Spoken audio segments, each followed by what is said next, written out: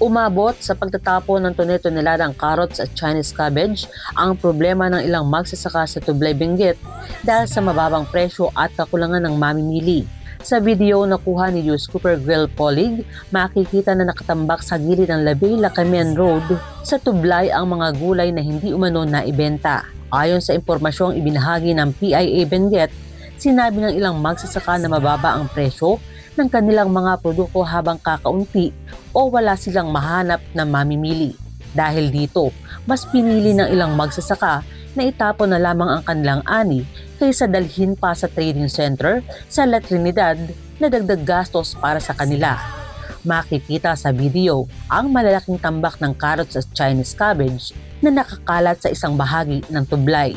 Bukod sa problema sa presyo at merkado, sinabi rin sa post ng PIA Benguet na patuloy na naaapektuhan ang mga magsasaka ng tuloy-tuloy na malalakas na pag-ulan.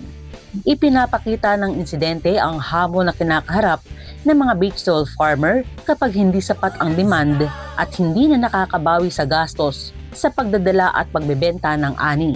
Umaasa ang mga magsasaka na mabibigyan ng tugon at suporta ang kanilang kalagayan, lalo na habang patuloy na nakaaapekto ang masamang panahon sa kanilang kabuhayan.